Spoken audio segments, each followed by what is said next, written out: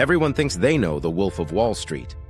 Fast money, loud suits, yachts, drugs, champagne raining from the ceiling. But that's the version Hollywood sold you. The real story is quieter, darker, and a lot more useful if you actually want to understand money. Because the real lesson of the Wolf of Wall Street isn't how to get rich. It's how fast wealth disappears when it's built on noise instead of leverage. Jordan Belfort didn't become famous because he mastered Wall Street. He became famous because he exploited something far more powerful than finance: human psychology. In the late 1980s, Wall Street wasn't just about stocks. It was about persuasion.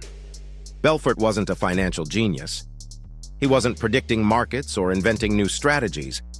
What he understood, better than almost anyone, was how to sell certainty to people who were terrified of missing out. His firm didn't sell stocks. They sold confidence. They sold urgency. They sold the feeling that this is your last chance to be on the inside. And it worked spectacularly. But here's the part most people miss. The wealth wasn't the point. Power was. Inside Stratton Oakmont, money was treated like fuel. It wasn't saved. It wasn't protected. It was burned on excess, loyalty, and dominance. The more outrageous the lifestyle became, the more believable the illusion was. Because if someone looks rich, people assume they must know something. That illusion attracted clients. That illusion attracted regulators' attention too. And that's where the real lesson begins. Because real wealth doesn't need to look rich.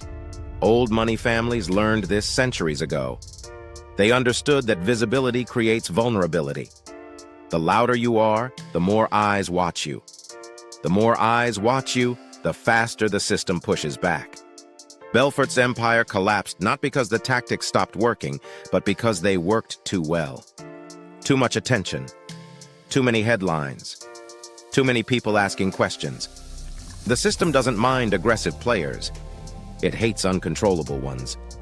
When the government came down, the money vanished almost instantly. Not slowly. Not over years. Overnight. Because most of it was never real wealth to begin with. It was cash flow without foundations. Status without insulation. Income without longevity. Here's the uncomfortable truth they never taught you. Most people chase the appearance of wealth. The real wealthy chase invisibility. Look at who survived Wall Street scandals. It wasn't the loudest traders. It was the quiet firms. The ones with boring offices. The ones you've never heard of. Because real power doesn't announce itself. It positions itself.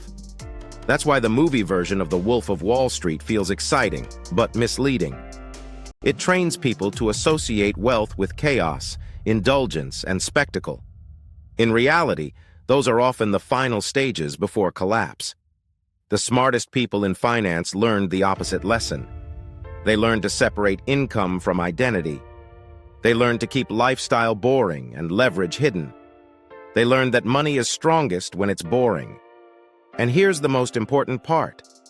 Belfort didn't fail because he was greedy. He failed because his wealth had no off switch, no long-term structure, no exit, no silence.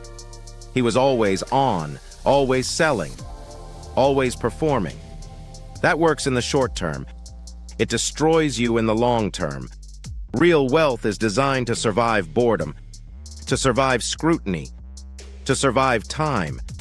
And that's why the modern wealthy don't want to be the Wolf of Wall Street. They want to be the person no one notices while the system quietly pays them anyway. They don't need yachts for validation. They don't need followers. They don't need to prove they're winning. Because winning, at that level, is private. The real Wolf of Wall Street story isn't about excess. It's about exposure.